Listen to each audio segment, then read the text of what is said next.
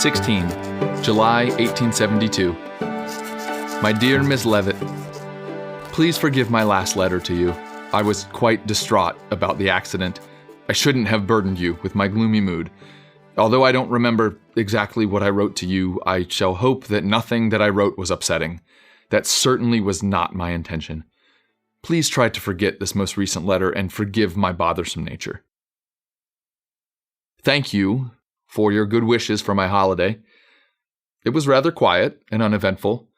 I hope that your celebration and picnic were most pleasurable. We certainly had good weather here. I would hope that you were graced with the same. You asked about my family. I am an only child.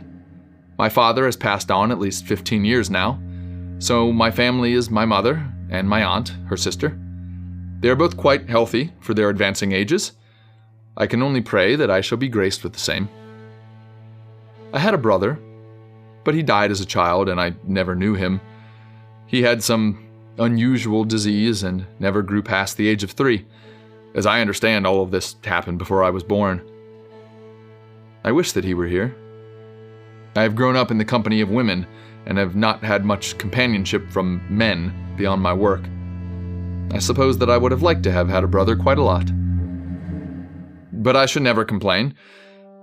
Cavell House has been here through a few generations and has always been full of women. And through this time, the men of Cavell House have been pampered and looked after with such attention that it might seem shameful to some. We want for little. I being the only man at Cavell House at this time, well, it's such attention that I sometimes should be ashamed for not appreciating it more.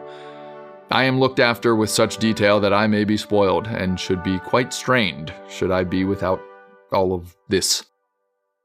It is my daily challenge to remember my luck and to try to remember ways to show my appreciation.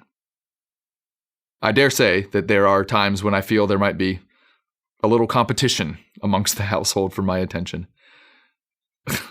My, what a confession I have made to you. Please, my dear, you must keep this to yourself. This information should not find its way to Pittsburgh, else I should lose all.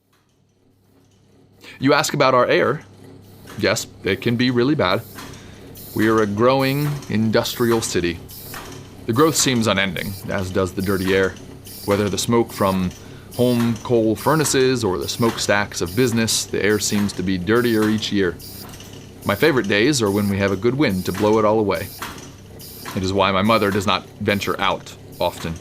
She claims that it makes it harder for her to breathe. I wish there was something we could do, but there is little. I may be traveling to Cincinnati for my business again soon. If there were time, it would be nice to see you again. That is, if it would be convenient. Maybe then it would be easier to explain my work with the inclines of Pittsburgh and Cincinnati. I shall leave off for now and wish you a productive week. Give my best to your Aunt Eva. I remain most humbly your servant, James Cavell.